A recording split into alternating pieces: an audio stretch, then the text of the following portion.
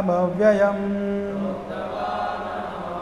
विवस्वान्मनवे प्राह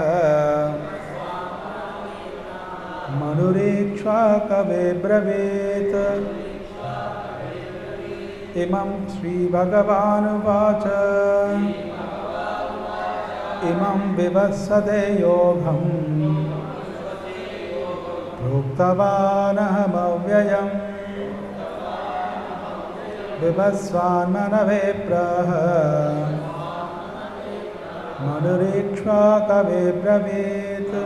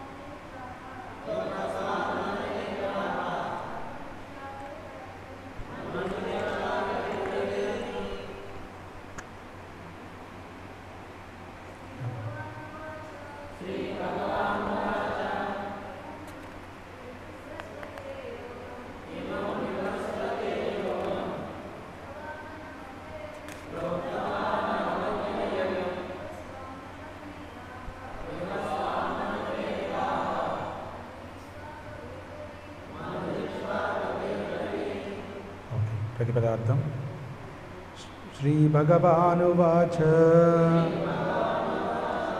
దేవాదేవుడైన శ్రీకృష్ణుడు ఇట్లు పలికెను. ఇమం ఈ వివస్వతే సూర్యునికి యోగం మానవునికి పరమాత్మతో గల సంబంధమును ప్రోక్తవాన్ చెప్పియుంటిని అహం నేను అవ్యయం నాశములేని వివస్వాన్ సూర్యుడు మనవే మానవులకు తండ్రి అయిన వైవస్వత మనువును. ప్రహ చెప్పెను. మమ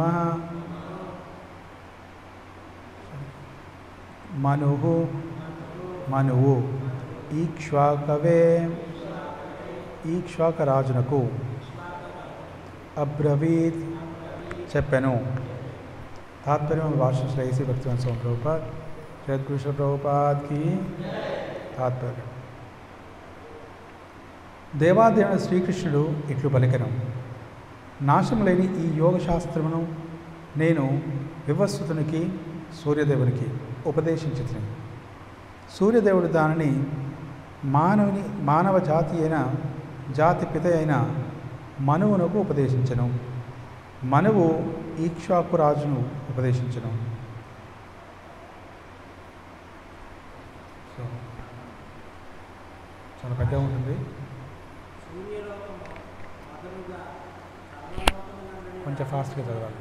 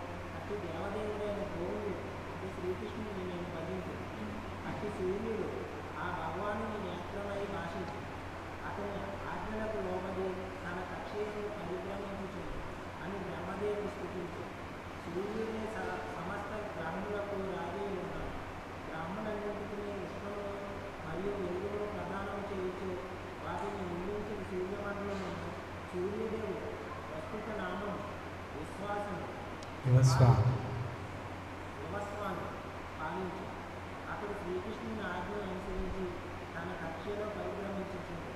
శ్రీకృష్ణ భగవాను తొలుత వివస్వాన్ని అనే బ్రహ్మశిష్యుడిగా స్వీకరించి గీతాజ్ఞానం గౌరవించి అనగా గీత అనాది కాలం నుండి వచ్చుచున్న ప్రామాణిక శాస్త్ర గ్రంథమే కానీ అప్రాధానులైన లౌకిక పండితుల కొరకు దీనిపబడిన మహాకావ్య కల్పిత గ్రంథం కాదు. మహాభారతం శాంతి పర్వం 345.58 నందు గీత యొక్క చరిత్రను ఈ హిందూ యుగంగా మనం కనుగొనవచ్చు. ఏతా యుగాదో తతో వివస్వాన్ మనమే గదో మనుష్య లోక విద్యార్థం తథా ఏక్షే కవే గదో విశ్వాకునాచ కపితో వ్యాపలోకానవస్థితః. భగవానునితో గల సంబంధం తెలుసు. ఈ జ్ఞానం త్రేతాయుగాలున్న వివస్వానునిచే మనువులకు బోధింపబడింది. మానవులకు తండ్రి అయిన ఉన్నందున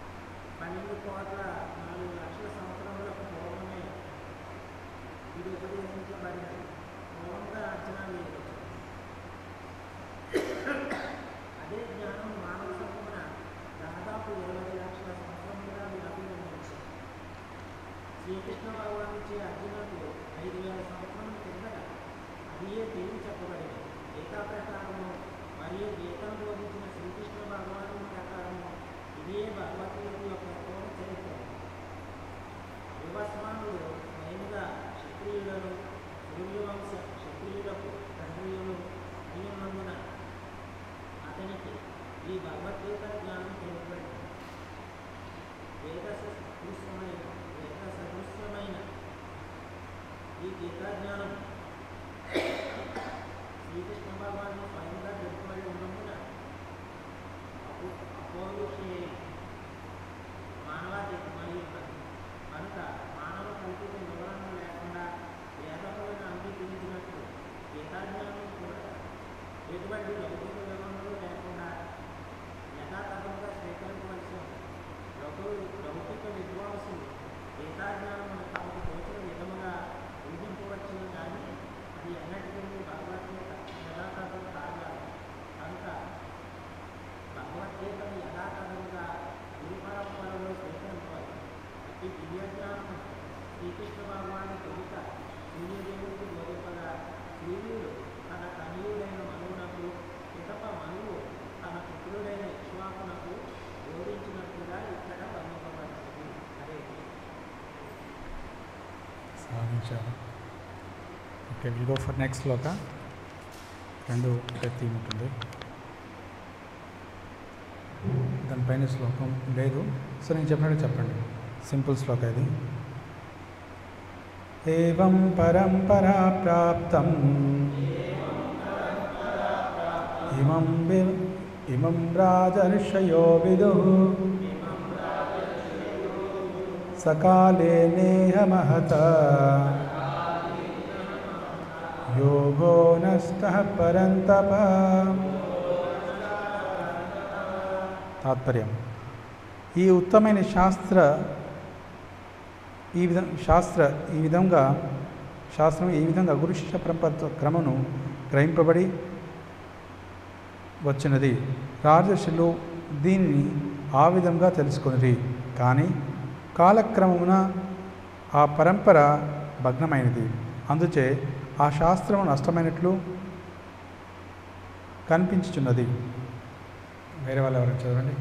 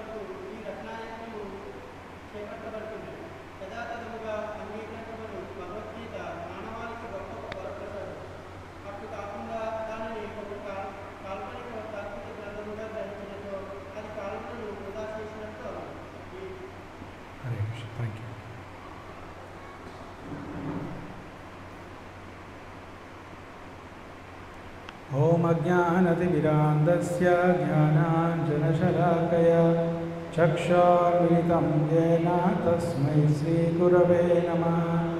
శ్రీచైతన్యమనోభీష్టం స్థాపితం యేన భూతలే स्वयं रूपकदा मह्यं ददाति स्वपदान्तिकं वन्देऽहं श्रीगुरो श्रीयुतापदकमलं श्रीगुरोर्वैष्णवांश्च श्रीरूपं साग्रजातं सहगणरघुनाथान्वितं तं सजीवं साद्वैतं सावधूतं परिजनसहितं कृष्णचैतन्यदेवं श्रीराधा कृष्णपादां सहगं ललिता श्रीविशाखान्वितं च हे कृष्ण करुणा सिन्धो दीनबन्धो जगत्पते गोपेश गोपिका कान्ता राधा कान्त नमोऽस्तुते तप्त काञ्चन गौराङ्गे राधे वृन्दावनेश्वरी वृषभानुसुते देवी प्रणमामि हरिप्रिये वाञ्छाकल्पतरुभ्यश्च कृपासिन्धुभ्येव च पतितानां पावनेभ्यो वैष्णवेभ्यो नमो नमः नमो विष्णुपादाय कृष्णप्रेष्ठाय भूतले श्रीमते भक्तिवेदान्त स्वामिनिधि नामिने नमस्ते सारस्वते देवे गौरवाणी प्रचारिणे निर्विशेष शून्यवादी पाश्चात्यादेशतारिणी जय श्री कृष्ण चैतन्य प्रभु नित्यानंद श्री अद्वैत गदाधर श्रीवासुदेव गौरभक्तवृंद हरे कृष्णा कृष्णा कृष्णा हरे हरे हरे राम राम राम हरे हरे हरे कृष्ण సో మనకి మూడవ అధ్యాయంలో ఇది ఈరోజు 4వ అధ్యాయం ప్రారంభిస్తున్నాం. 3 అధ్యాయాలు సక్సెస్ఫుల్గా పూర్తి చేసుకున్నాం. 3వ అధ్యాయంలో మనకు సంక్షిప్తంగా చెప్పాలంటే కామం అనేది ఏ రకంగా జ్ఞానాన్ని ఆవరించి వేస్తుంది, ఈ జ్ఞానం అనేది లేకపోవడం ద్వారా అజ్ఞానం ద్వారా పూర్తిగా ఈ భౌతిక ప్రపంచంలో జీవుల్ని బంధించి వేస్తుంది. ఈ దివ్య జ్ఞానం అనేది డిటాచ్డ్ వర్క్, లేదంటే కర్మయోగం ద్వారా మనకు దివ్య జ్ఞానం ప్రాప్తిస్తుంది. ఈ దివ్య జ్ఞానం ద్వారా వచ్చే ఫలితాలు అనేది ఒకటి, ఒక వ్యక్తి సకామ కర్మ అంటే తన కోరికలు ఉండి ఏదైనా ఒక కార్యాన్ని చేసినట్లయితే అది బంధించి వేస్తుంది. కనుక సకామ కర్మ స్థాయి నుండి నిష్కామ కర్మ స్థాయికి మనకు తీసుకువెళ్తుంది. అది దివ్య జ్ఞానం యొక్క మొదటి ప్రయోజనం. రెండవ ప్రయోజనం వచ్చేసి మనలో ఉన్నటువంటి పూర్తిగా ఉన్నటువంటి కామ వాంఛలన్నింటినీ కూడా వాటిని బయటికి తీసుకువెళ్తుంది. తర్వాత మన చైతన్యాన్ని శుద్ధి చేసి, ఈ దివ్య జ్ఞానం అనేది మన చైతన్యాన్ని శుద్ధి చేసి పూర్తిగా భగవంతునికి శరణాగతి వేడేలా చేస్తుంది. ఈ భౌతిక ప్రపంచం నుండి బయటికి తీసుకెళ్ళేలా చేస్తుంది. ఇది 3వ అధ్యాయంలో ఈ దివ్య జ్ఞానంలో కీర్తించబడింది. కానీ దివ్య జ్ఞానంలో 3వ అధ్యాయం 30వ శ్లోకంలో ఒక విషయం చెప్తారు. ఏమిటంటే మన యొక్క పూర్తి కర్మలన్నీ కూడా భగవంతుడికి శరణాగతి వేడాలి అని చెప్పేసి దాంట్లో బోధిస్తారు. కానీ మరి భగవంతుడు అంటే ఎవరు అనేది 4వ అధ్యాయంలో ప్రారంభిస్తారు. అందుకే ఈ 4వ అధ్యాయం అనేది దివ్య జ్ఞానం అంటారు.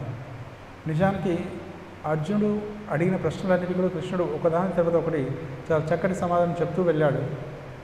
అర్జునుడు ఇంకా ప్రశ్నలు అనేది లేవు. కాసేపు నిశ్శబ్దం అనేది వహించారు అక్కడ అర్జునుడు, తర్వాత కృష్ణుడు. ఎందుకు అంటే ఏవైతే మనం చూస్తున్నానో అధ్యాయాల పరంగా 1 నుండి 18 అధ్యాయాల వరకు కృష్ణుడు ఎప్పుడు కూడా మొదటి అధ్యాయం శ్రీ భగవాన్ వాచ అని చెప్పేసి తను ప్రారంభించలేదు. తర్వాత ద్వితీయ అధ్యాయం, తృతీయ అధ్యాయం అని ఈ రకంగా ప్రారంభించలేదు. ఇది ఎవరు విభజించారు అనంటే భగవంతుడు అర్జునుడు ప్రశ్నిస్తున్నాడు. సో భగవంతుడు సమాధానం చెప్పుకుంటూ వెళ్ళాడు. కానీ విభజన ఎవరు చేశారు అంటే వ్యాస మహర్షి. సో వ్యాస మహర్షి ఈ విభజన చేసేసి చివరిగా తను ఏ విషయంలో భగవంతుడు ఏ అధ్యాయంలో భగవంతుడు ఏ విషయాన్ని మనకి బోధించాలనుకుంటున్నారు అవంతా కూడా చివరికి తను బోధించాలి అనుకుంటున్న విషయం ఏమిటి అది కూడా చాలా స్పష్టంగా మనకు వర్ణించారు. సో దీంట్లో మొదటగా దివ్యజ్ఞానం ఎలా 1 నుండి 3వ శ్లోకం వరకు మనకి మొదటి 2 శ్లోకాల్లో దివ్యజ్ఞానం ఎలా పొందాలి, దివ్యజ్ఞానం అంటే ఏమిటి అనేది వర్ణించారు. తర్వాత 3వ శ్లోకంలో దానికి అర్హత ఏమిటి అని వర్ణిస్తారు. 1 నుండి 10వ శ్లోకం వరకు చూసినట్లయితే భగవంతుడి యొక్క తత్వాన్ని బోధిస్తారు. అందుకే ఈ 2 శ్లోకాల్లో ఈ 3 శ్లోకాల్లో భగవంతుని తత్వాన్ని బోధించే ముందు కొంత పరిచయం అనేది అది ఏ రకంగా ఈ జ్ఞానం అనేది లభిస్తుంది అనేది మనకి బోధిస్తారు. సో అందుకే దీన్ని ప్రీకర్సర్ అని అంటారు. So before Krishna explain about his nature, so he explain this how to receive this knowledge. So ఈ జ్ఞానాన్ని ఎలా పొందుతారు, పూర్వం ఎలా పొందారు, ఈ కర్మయోగం కానివ్వండి, భగవంతుడి యొక్క తత్వాన్ని కానివ్వండి, ఇది పూర్వం ఏ రకంగా పొందారు అనేటువంటిది ఈ 2 శ్లోకాలు వర్ణించారు. ఇమం వివస్వతే యోగం ప్రోక్తవాన్ అహమవ్యయం వివస్వాన్ మనవే ప్రాహ మరుల్ ఈశ్వరబ్రవీ. అందుకే అర్జునుడు ఎలాంటి సంశయం లేకుండా, అర్జున నిజానికి మీరు అనుకుంటున్నది మీకు మాత్రమే బోధిస్తున్నాను అనుకుంటున్నారు, కానీ పూర్వం కూడా ఇదే విధంగా రాజులకి, కింగ్స్, ఎప్పుడైతే రాజులకి ఈ దివ్యజ్ఞానం ఉన్నట్లయితే వారి పరిపాలన అనేది చక్కగా చేసేవారు. అందుకే కింగ్స్ కూడా ఆ రోజుల్లో రాజులు కూడా పరిపాలించే ముందు గురుకులానికి వెళ్ళేసి నేర్చుకునేవారు జ్ఞానాన్ని. అలాగే పాండవులందరూ కూడా ఆశ్రమానికి వెళ్ళి నేర్చుకున్నారు. శ్రీకృష్ణుడు కూడా మథురాకు వచ్చిన తర్వాత తను కూడా వెళ్ళేసి గురుకులానికి వెళ్ళేసి ఎవరి దగ్గరికి వెళ్ళాడు? ఎవరు? సాందీపని ఉజ్జయిన్లో వెళ్ళేసి తను నేర్చుకుంటాడు. సో ఈ రకంగా it is required for kshatriyas rulers. ఎప్పుడైతే నేర్చుకున్న తర్వాతనే సో తను రూలింగ్ అనేది చేయాలని చెప్తారు. దీంట్లో విషయం ఏమిటంటే, ఒకవేళ ఈ దివ్యజ్ఞానం అనేది ఒక ప్రామాణికమైన పరంపర ద్వారా రానట్లయితే ఏమిటి నష్టం? What is the what do you call that difficulty or a challenge if this is not coming from a bona fide authentic parampara? ఏం చెప్పండి.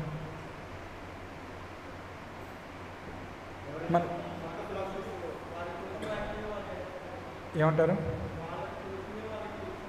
ఓకే. సో బేసిక్గా ఈ రోజుల్లో వీ కెన్ సే ఫ్యాషన్ ఏమిటంటే వాళ్ళ ప్యాషన్స్ అన్ని కూడా దాంట్లో చూపించడం. రైట్ సంథింగ్, ఏదో ఒకటి రాసేసి దాన్ని according to me, as for my knowledge, as for my idea. So ఇలాంటివన్నీ నేను అనుకున్న విధంగా ఇలాంటి వాళ్ళ సొంత ఆలోచనలు, వాళ్ళ సొంత మానసిక కల్పన ద్వారా రచిస్తూ ఉంటారు. నిజానికి this is not a novel, ఇది ఒక నవల కాదు. సో భగవంతుడు మనకు బోధించింది ఏమిటంటే, ఇది ఏ రకంగా ఒక జీవుడు బయటికి రాగలడు. కేవలం అర్జునుడు బహానా అంటే అర్జున్ని ఉపయోగించుకొని మనకి బోధిస్తున్నాడు ఈ యొక్క భగవద్గీతని. దీన్ని ఒకవేళ పరంపర ద్వారా రానట్లయితే అది ఏమవుతుంది అని చెప్పేసి సో వర్ణిస్తారు. అందుకే ఈ రోజులో చూడండి, ఎంతోమంది శాస్త్రజ్ఞులు, ఎంతోమంది తత్వవేత్తలు, వాళ్ళందరూ కూడా వాళ్ళు సొంతగా ఆలోచించేసి నా ప్రకారంగా ఇది అని చెప్పేసి వారు బోధిస్తూ ఉంటారు. నిజానికి చూసినట్లయితే ఒకసారి ప్రభుపాల వారు వారిని ఒక గీతా జ్ఞాన సమాజం అని చెప్పేసి ఒక సమాజానికి ఆహ్వానిస్తారు. ఎందుకనంటే అక్కడ ప్రవచనం చెప్పడానికి. వారితో పాటు ఇతర సమాజాల నుండి కూడా వారిని ఆహ్వానిస్తారు. అంటే ఇతర మిగతా మఠాల నుండి వాటి నుండి కూడా సో వారిని ఇన్వైట్ చేస్తారు. చేసిన తర్వాత ప్రభుపాల వారు అక్కడికి వెళ్ళిన తర్వాత కృష్ణుడి యొక్క చిత్రపటం అనేది లేనే లేదు. కృష్ణుడి యొక్క ఒక్క ఫోటో కూడా అక్కడ లేదు. అక్కడ ఒక ల్యాంప్ పెట్టారు, పెద్దగా మామూలుగా జ్యోతి ప్రజ్వలన చేస్తుంటారు కదా, అలా జ్యోతి ప్రజ్వలన కోసం ఒక పెద్ద దీపం అక్కడ పెట్టేసి అందరినీ ప్రజ్వలన చేయమన్నారు. జ్యోతి ప్రజ్వలన చేసిన తర్వాత మరి ప్రభుపాల వారి చివరికి వారి యొక్క టర్మ్ ఎప్పుడైతే వస్తుందో వారు అడిగారట, మరి ఇక్కడ కనీసం ఎవరైతే ఇక్కడ భగవద్గీత గురించి చర్చించుకుంటున్నారు, మరి కనీసం కృష్ణుడి యొక్క ఫోటో, కనీసం ఒక ఫోటో కూడా లేదు, దాని అర్థం ఏమిటి అన్నారట. అంటే నిజానికి భగవద్గీతని భగవంతుడు బోధించలేదు, అంటే ఎవరో ఒక వ్యక్తి బోధించలేదు. ఎవరు బోధించారంటే ఒక శక్తి బోధించింది అని అంటారు. చూడండి, ప్రభుపాద చాలా కోపం వచ్చేస్తుంది. ఇంకా ఒక గంట సేపు దాని మీద ప్రవచనం చెప్తారు. ఇది మూర్ఖత్వం ఏమిటంటే, ఇప్పుడు చూడండి, ఒక ఇంట్లోకి అతిథి వచ్చాడు అనుకోండి. అతిథి వచ్చిన తర్వాత ఆ గృహస్థ చాలా చక్కగా ఎన్నో రకాలైనటువంటి వంటలు ఆ గృహిణి చేస్తుంది. చేసిన తర్వాత ఆ అతిథి అంటాడు, ఏమంటే వంటలన్నీ బాగున్నాయి, ఎవరు చేశారు అని అన్నారనుకోండి, ఒక శక్తి చేసిందండి అన్నారనుకోండి, ఆవిడకి ఎలా ఉంటుంది? సో ఆ స్టవ్ ఫైర్ అంతా ఆవిడ మీదకి వచ్చేస్తుంది. అందుకే అఫ్కోర్స్ శాస్త్ర ప్రకారంగా గృహిణి శక్తి అని కూడా అంటారు. కానీ గృహిణి శక్తి అయితే సో ఆ గృహస్థ ఎవరంటారు? మామూలు jokingly somebody says that sahan shakti. What is sahan shakti అంటే హస్బెండ్ వైఫ్ శక్తి అయితే హస్బెండ్ సహన్ శక్తి అంటారు. This is not a authentic కాదు, దిస్ జస్ట్ జోక్. బేసిక్గా చెప్పదలసింది ఏమిటంటే, భగవంతుడి యొక్క భగవద్గీత ఉపయోగించుకొని వాళ్ళు ఎన్నో రకాలుగా వాళ్ళ తత్వాన్ని బోధిస్తుంటారు తప్ప, కానీ భగవంతుని పక్కన పెట్టేస్తారు. This is what I want to say. భగవంతుడు లేకుండా భగవత్ తత్వం అనేది, దానికి ప్రభుపాల వారిని ఒకతను అడుగుతాడు, స్వామీజీ అన్ని గ్రంథాల్లోకెల్లా భగవద్గీత అనేది చాలా బెస్ట్ అని అంటారు. అంటే మీకు ఏది నచ్చిందండి దాంట్లో అని అడుగుతారు ప్రభుపాల వారు. అడిగితే చివరికి ఒక అధ్యాయంలో భగవంతుడు చెప్తారు అర్జునుడికి ఏమంటారంటే, యథేచ్ఛసి తథా కురు అని అంటారు. మీకు ఏది నచ్చితే అది చేసుకోండి అని అంటారు. అది నాకు బాగా నచ్చింది అని అంటారు. అంటే అక్కడ నిజానికి సందర్భం ఏమిటి? కృష్ణుడు ఏదైతే ప్రోస్ అండ్ కాన్స్, ఏదైతే చెడు ఏమిటి మంచి ఏమిటి క్లియర్గా స్పష్టంగా చెప్పాడు. చెప్పిన తర్వాత అర్జునుడికి చెప్పాడు, సరే మీకు చెడు చేసుకున్నట్లయితే ఇది పరిణామం, మంచి చేసినట్లయితే ఇది మంచి ఫలితాలు అని చెప్పేసి వీటన్నిటిని పూర్తిగా వివరించాడు. చేసిన తర్వాత ఏం చేస్తావో అది మీ చేతుల్లో ఉంది అని చెప్పేసి భగవంతుడికి వర్ణించాడు. దాని తర్వాత అర్జునుడు తను వెంటనే భగవంతుడి యొక్క సేవ అనేది ప్రారంభించాడు. కానీ ఇక్కడ తను అనుకున్నది ఏమిటంటే, ఒకటి నాకేం నచ్చితే అది చేసుకోవచ్చు అనుకున్నాడు. కానీ నిజానికి ప్రభుపాల వారు అంటారు, మీకు ఏది నచ్చితే అది చేసుకున్నట్లయితే మరి భగవద్గీత ఎందుకు? అవునా కాదా? అందుకే సమ్ ఫిలాసఫర్ సేస్ దాట్, ఒకతను ఏమంటారంటే, I have already prepared my mind. దీన్ని నా మనసులో ఒకటి నిశ్చయించుకున్నాను. ఏమిటంటే ఏం చేయాలో నేను నిశ్చయించుకున్నాను. నీ ఫిలాసఫీ చెప్పేసి నన్ను కన్ఫ్యూజ్ చేయొద్దు. Don't confuse me by speaking your philosophy. అర్థమవుతుంది? సో ప్రజల్లో ఏమిటంటే వాళ్ళు ఏం చేయాలనుకుంటున్నారో అది ఆల్రెడీ కన్విన్స్ అయి ఉంటారు. కానీ ఇది అలా చేయడం ద్వారా వాళ్ళకు వచ్చే లాభం అంటే ఏమీ లేదు. అందుకే so one has to follow పరంపర. సో గురు పరంపర అనేది చాలా ప్రధానమైన అంశం. అందుకే ప్రభుపాల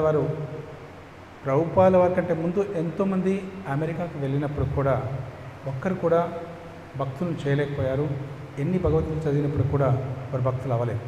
ఎందుకు అంటే కారణం, భగవంతుడు ఏదైతే మెసేజ్ ఇచ్చారో ఆ మెసేజ్ అనేది ప్రాపర్గా వారికి వెళ్ళదు. వారు నిజానికి భగవద్గీత ఏం బోధిస్తుంది అనేది తెలియదు. అందుకే వాళ్ళ ఐడియాలజీ లేదా వాళ్ళ యొక్క ఐడియాస్ ఏవైతే ఉంటాయో, వాళ్ళ కాల్పనికాలు ఏవైతే ఉంటాయో, కల్పన ఏవైతే ఉంటుందో వాటన్నిటినీ భగవద్గీత ద్వారా ఇచ్చినట్లయితే ఇది సరైనది కాదు. అందుకే ప్రభుపాల వారు అంటారు, మొదట పరిచయంలోనే, ఇంట్రడక్షన్లోనే వర్ణిస్తారు భగవద్గీతని ఎలా స్వీకరించాలి అనేది వర్ణిస్తారు. ఎలాగైతే ఒక వ్యక్తి, ఒక డాక్టర్ ఉన్నారనుకోండి, పేషెంట్కి రికమెండ్ చేస్తాడు. లేదంటే ఒక సిరప్ ఉందనుకోండి, ఆ సిరప్ పైన డోసేజ్ అని ఉంటుంది, దాని ప్రకారంగా తీసుకోవాలి. లేదంటే డాక్టర్ ప్రిస్క్రైబ్ చేసిన విధంగా 2 స్పూన్స్ మార్నింగ్, 2 స్పూన్స్ ఈవినింగ్, ఈ రకంగా తన ప్రిస్క్రిప్షన్ ప్రకారంగా తీసుకోవాలి. కానీ ఎలా తీసుకోవాలి అంటే ఏదో పక్కింటి వ్యక్తో లేదంటే ఫ్రెండో లేదంటే రిలేటివో వాళ్ళు చెప్తే మనం స్వీకరించకూడదు. నిజంటే అలాగే భగవద్గీత కూడా ఎలా స్వీకరించాలి అంటే ఎవరికి నచ్చినట్లు వారు చెప్తే మనం స్వీకరించకూడదు. ఇది ఒక ప్రామాణికమైనటువంటి వ్యక్తి ద్వారా తను బోధించింది మనం స్వీకరించాలి. సో అలా స్వీకరించినట్లయితే ఏం చదివినప్పుడు కూడా దాని ఫలితం అనేది ఉంటుంది. అదర్వైజ్ మనం చేసినంతా కూడా వృధా అయిపోతుంది. సో దీనికి ప్రభుపాల వారు భాష్యాన్ని, ప్రతి శ్లోకానికి భాష్యం ఎందుకు ఇచ్చారంటే, ప్రభుపాల వారు అనేవారు, నాకు సమయం ఉన్నట్లయితే ఇంకా కూడా వీటికి భాష్యాన్ని రాసేవారు అంటారు. సో ప్రభుపాల వారు రచించింది రామాచార్య, మధ్వాచార్య, సో మిగతా పూర్వాచార్యులు అందరి యొక్క వీరరాఘవాచార్య, ఈ శ్రీ వైష్ణవ నుండి, తర్వాత మధ్వ సాంప్రదాయం నుండి, అన్ని సాంప్రదాయాల నుండి స్వీకరించేసి వాటిని ఈ కాంటెంపరీ అంటే ప్రస్తుతం ఉన్నటువంటి కాలానికి ఏ రకంగా జీవితంలో వాళ్ళు అనువదించుకోగలరు, దాని ప్రకారంగా ఈ భాష్యాన్ని రచించారు. కానీ దురదృష్టవశాత్తు కొంతమంది ఎలా ఉంటారంటే, ఏమండి ఫలానా వ్యక్తి చాలా అద్భుతంగా మాట్లాడతారండి భగవద్గీత పైన అని అంటారు. మరి ఏం మాట్లాడారు అంటే, లేదండి స్వామీజీ చెప్పింది మనం ఎలా చెప్తాం, సో మనం చెప్పలేము అని అంటుంటారు. యాక్చువల్గా నిజానికి వాళ్ళకి అర్థం కాదు, they can't understand that. So ఒకవేళ వాళ్ళకి అర్థమైందంటే ఖచ్చితంగా వాళ్ళు ఏం చేయాలో భగవద్గీత చదివిన వ్యక్తి సో దాన్ని దేంతో ప్రారంభించాలో ఖచ్చితంగా ప్రారంభిస్తారు. అంటే chanting the holy name, serving the lord, serving the devotees, ఇవన్నీ కూడా ఖచ్చితంగా చేస్తారు. ఒకవేళ అవి చేయట్లేడు అంటే then is not a devotee, he has not understood Bhagavad Gita. తను భగవద్గీతను ఏమాత్రం అర్థం చేసుకోలేదంట. ప్రభుపాల వారు అంటారు, అందుకే భగవద్గీత అనేది ఒక ఆచార్యులు తీసుకెళ్ళేసి బోధిస్తున్నారంటే అతని సొంత జ్ఞానం కాదు, it is like a post man తను ఒక ఏవైతే పోస్టల్ దాంట్లో డైమండ్ ఉండొచ్చు, ఏవైతే పోస్టల్ కవర్లో, తర్వాత ఇంకేమైనా ప్యాకేజ్లో ఇంకేదైనా ఉండొచ్చు వాల్యుబుల్, వాటిని యాజ్ ఇట్ ఈజ్గా తీసుకెళ్ళినట్లయితే అతను ఒక మిలియనీర్ అవ్వకపోవచ్చు, కానీ దాన్ని యాజ్ ఇట్ ఈజ్గా తీసుకెళ్ళేసి గప్పచెప్తారు. అలాగే ఒక వ్యక్తి ఎవరైనా ఈ యొక్క జ్ఞానాన్ని ఇవ్వచ్చు. ఎలాగైతే చైతన్య మహాప్రభు చెప్తారో, యారే దేకో తారే కహో కృష్ణ ఉపదేశం. సో మీరు ఎక్కడైతే వెళ్తారో అక్కడ కృష్ణుడి యొక్క ఉపదేశాలు చేయండి అంటారు. అమార ఆజ్ఞ గురు హోయ్. సో నా యొక్క ఆజ్ఞ మేరకు మీరందరూ కూడా గురువులు అవ్వండి అంటారు. మనం గురువులు అవ్వడం అనేది ఏదో పెద్దగా ఆసనాల మీద కూర్చొనో లేదంటే ఒక రకమైనటువంటి డిఫరెంట్ కలర్స్ వేసిన డిఫరెంట్ హెయిర్ స్టైల్లో ఇది కాదు. బేసిక్గా మనం ఏదైతే భగవంతుడి యొక్క ఉపదేశాలని, ఆచార్యుల యొక్క ఈ కమెంటరీస్ని మనం చదువుతామో వీటిని మన జీవితంలో ఆచరిస్తూ వాటిని ఎవరికైనా బోధించవచ్చు. సో ఆ రకంగా ఎవరైనా కూడా గురువులు అవ్వచ్చు. This is what Bhagavad Gita teachers.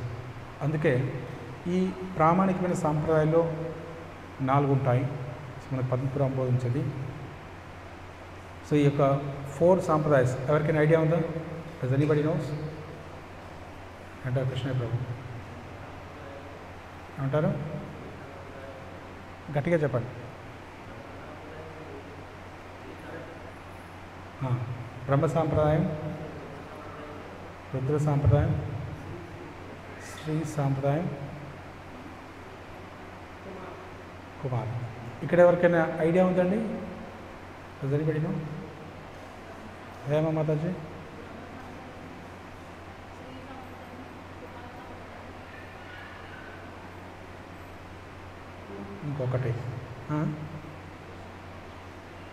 ఇంకొకటి రుద్ర సాంప్రదాయం, lord Shiva. So anybody accept. So దయచేసి ఈ 4 సాంప్రదాయాలను ప్రతి ఒక్కరు గుర్తుపెట్టుకోవాలి. సో మనకి శాస్త్రం వర్ణించింది బ్రహ్మ సాంప్రదాయం, శ్రీ సాంప్రదాయం, రుద్ర సాంప్రదాయం, కుమార సాంప్రదాయం. ఈ 4 సాంప్రదాయాలను మాత్రమే ఇది శాస్త్రం అనేది ప్రామాణికంగా తెలియబడుతుంది. ఎలాగైతే మనకి యూనివర్సిటీస్ ఉంటాయో, సో దానికి మనం ఏదైనా విద్య నేర్చుకోవాలంటే ఈవెన్ భౌతికంగా కూడా ప్రామాణికమైన యూనివర్సిటీలోకి వెళ్తాం, అవునా? ఆంధ్ర యూనివర్సిటీయో, జేఎన్టీయో, లేదంటే ఉస్మానియా యూనివర్సిటీయో, ఇలాంటి యూనివర్సిటీలోకి వెళ్ళి మాత్రమే నేర్చుకుంటాం. ఎందుకంటే that is recognised by the government. అది ప్రభుత్వం ద్వారా గుర్తింపు పొందింది కాబట్టి దాంట్లో వెళ్తాం. లేదంటే ఎక్కడికంటే అక్కడ ట్యూషన్స్ వెళ్ళేసి ఏమంటే నాకు జాబ్ ఇవ్వండి, సో నేను ఈ ట్యూషన్ ఫలానా టీచర్ చాలా బాగా చెప్పాడు అని అంటే వాళ్ళు జాబ్ ఇవ్వాలి. So where is your resume? So వాళ్ళు ప్రశ్నిస్తారు. కాబట్టి ఈ రకంగా మనం ఈ సాంప్రదాయాల ద్వారా నేర్చుకుంటే తప్ప దాంట్లో జ్ఞానం అనేది పరిపూర్ణంగా ఉండదు, పర్ఫెక్ట్గా ఉండదు. ఎందుకు పర్ఫెక్ట్గా ఉండదంటే ప్రతి మానవుడు కూడా 4 రకాలైన లోపాలు ఉంటాయి. ఆ లోపాలు ఏంటో తెలుసా? ఏంటా లోపాలు?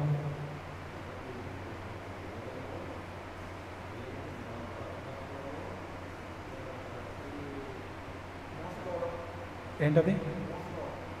ఓకే, ఫస్ట్ ఏమిటంటారు? ఒకసారి అతనికి చెప్పండి. గ్రీన్ షర్ట్ అతను తెలుసా? ఏం ప్రాబ్లం తెలుసా మీకేమన్నా?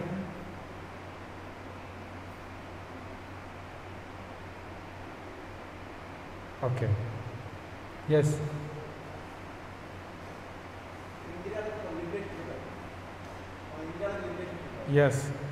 Imperfect senses. మనకు ఇంద్రియాలు అపరిపక్వమైన ఇంద్రియాలు, 2 అపరిపక్వమైన ఇంద్రియాలు ఉండడం ద్వారా ఏం జరుగుతుంది? భ్రమకు గురి అవుతాం. నెక్స్ట్ భ్రమకు గురి అవ్వడం విల్ కమిట్ మిస్టేక్స్. సో మూడోది, ఈ భ్రమలో ఉండడం ద్వారా తప్పులు చేస్తూ ఉంటాం. తప్పులు కప్పిపుచ్చుకోవడం కోసం to cover our mistakes. 4th one is we cheat others. ఇతరులని మోసపోతూ చేస్తాం. ఈ 4 రకాలైన మిస్టేక్, ఇవన్నీ లోపాలు అనేది ప్రతి మానవుల్లో ఉంటాయి.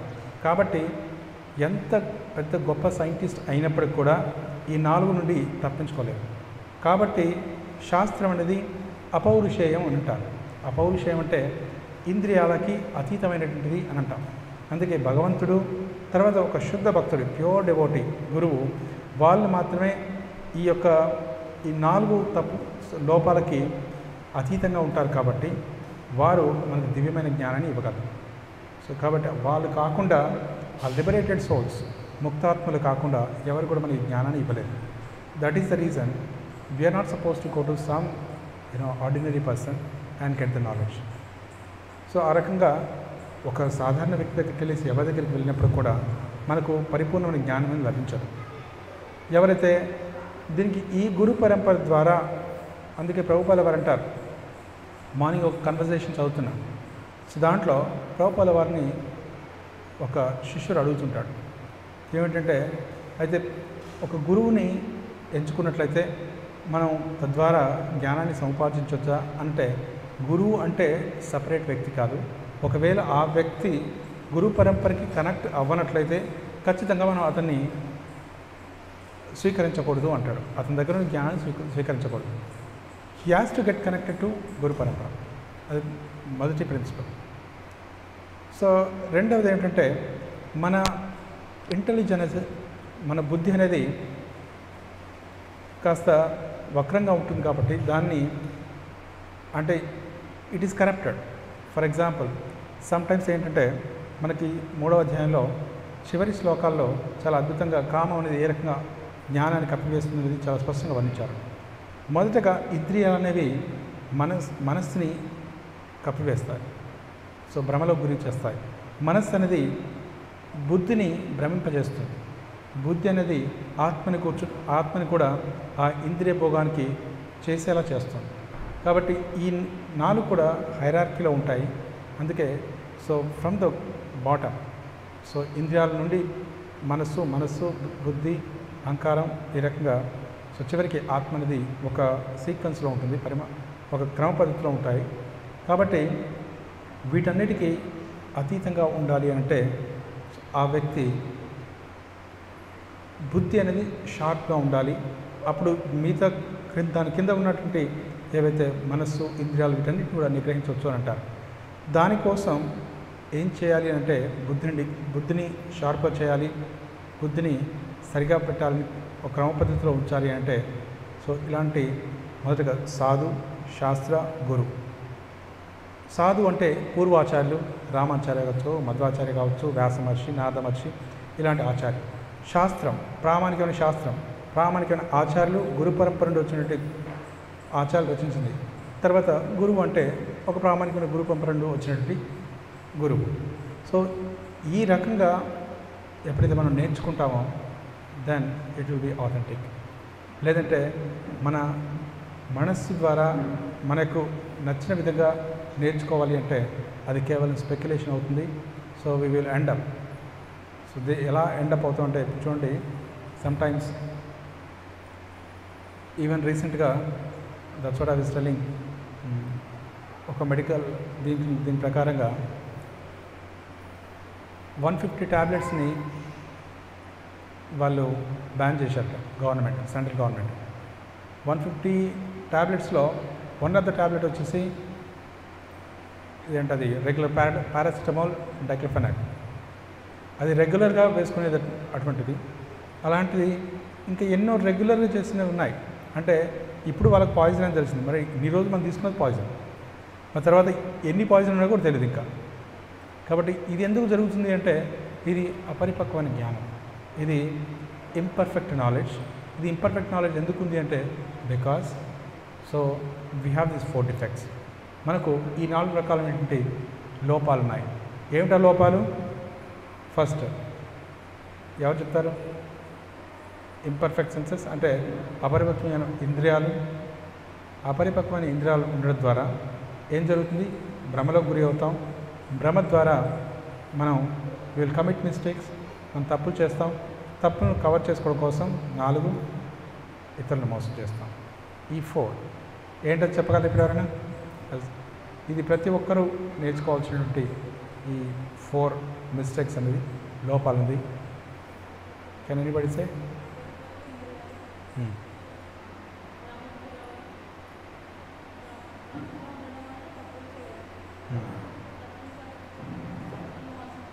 Yes, is that clear?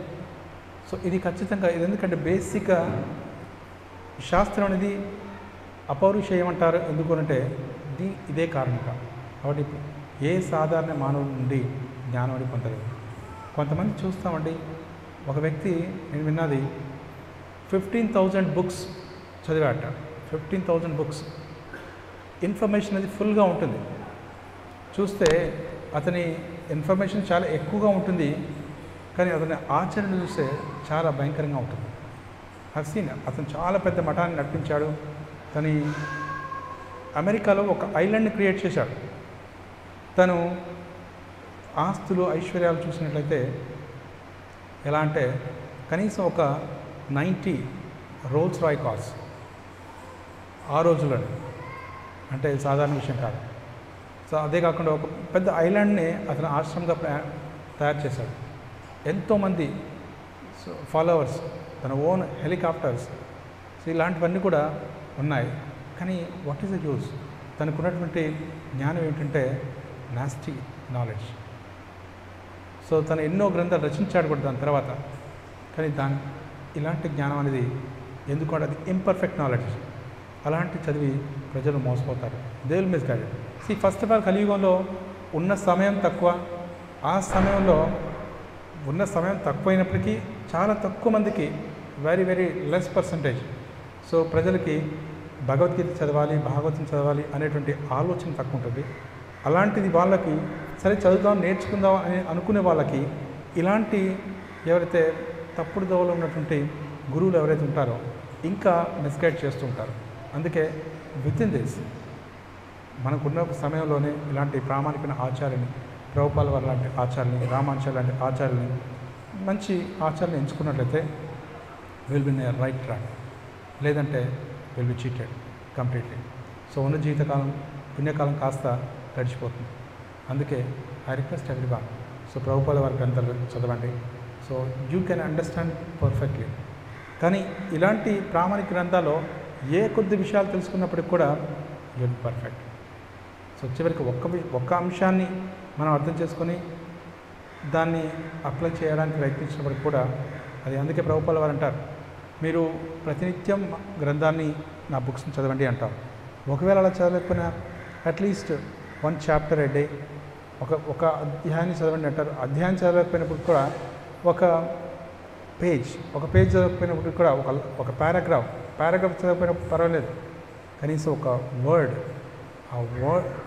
Word can change one's life అంటారు.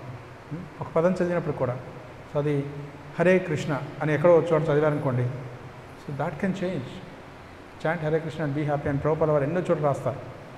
కంక్లూషన్ ప్రజలకు అర్థం అవుతుందో లేదో ఎలా అప్లై చేసుకోవాలనే ఉద్దేశంతో ప్రభుపాల వారు ప్రతి పర్పట్లో కూడా, ఆల్మోస్ట్ ఎవ్రీ పర్పట్లో భాషలో కూడా ప్రభుపాల వారు వర్ణిస్తారు, దాని యొక్క సారం అనేది ఇస్తూ ఉంటారు. సో సమ్ టైమ్స్ రిపీటెడ్గా అనిపించవచ్చు, కానీ రిపిటేషన్ అనేది ఎందుకు అంటే మన కలియుగ బ్రెయిన్స్లో రిజిస్టర్ అవ్వడం అనేది చాలా కష్టం. అందుకే రిపీటెడ్గా ప్రభుపాల వారు ఒక సారాన్ని ఇస్తూ ఉంటారు. సో అందుకే I request everyone, please go through these books.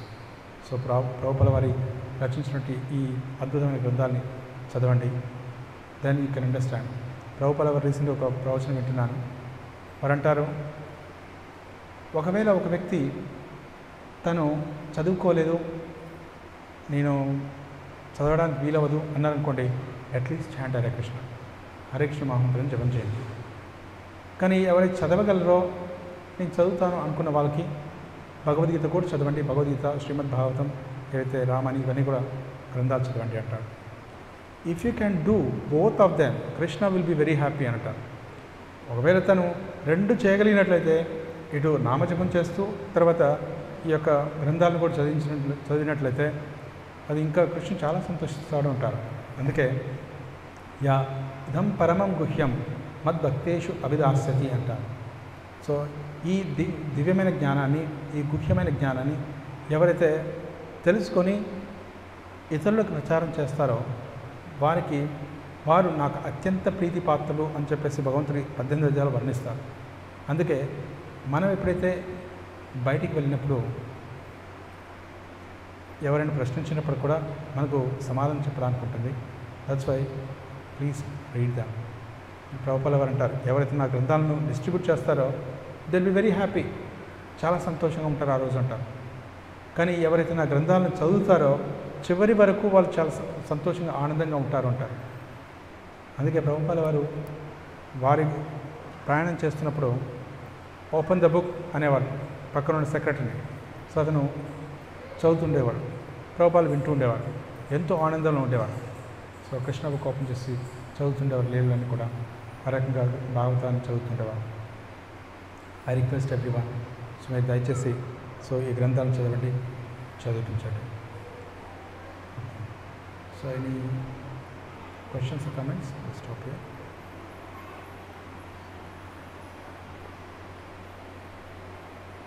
So అందరికీ I hope everyone understood.